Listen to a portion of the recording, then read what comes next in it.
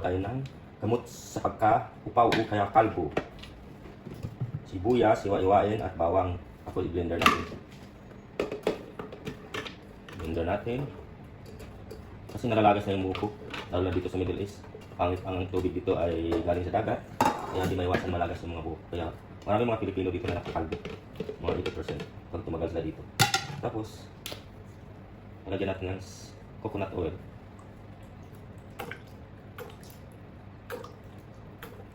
Okay.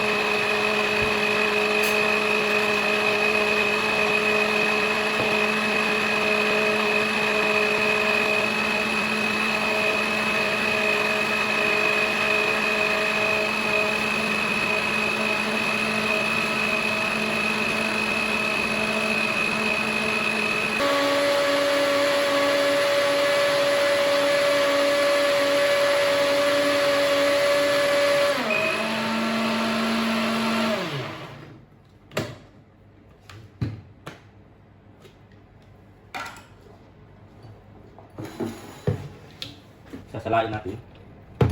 Medyas ang gamit ko eh. Subok na talaga to yung sibuyas, paggaluin, nababawang sa aloe vera. Huminto na yung paglalagas ng buhok. Nalalagas kasi yung buhok ko pa. Huminto naman. Gumagamit na ako ng mga at least 2 weeks.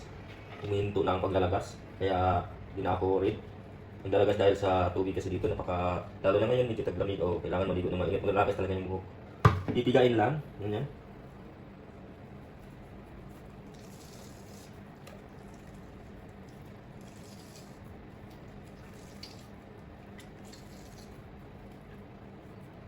Yan, ang katas ng sibuyas, bawang at aloe vera na may halong coconut oil.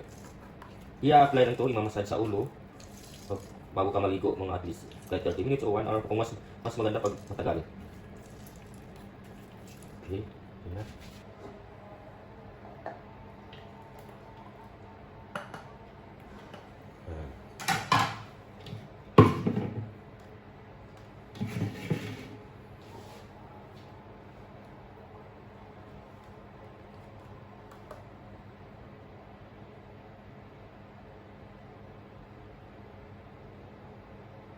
Kulay aloe vera. May halo kasing aloe vera.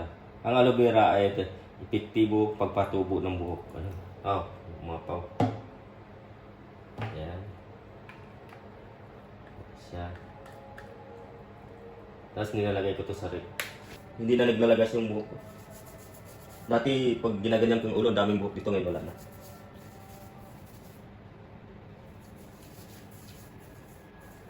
Medyo mabaho na. Maganda sa amoy sibuyas, pero sa shampoo ka naman kung naligo, mawala din.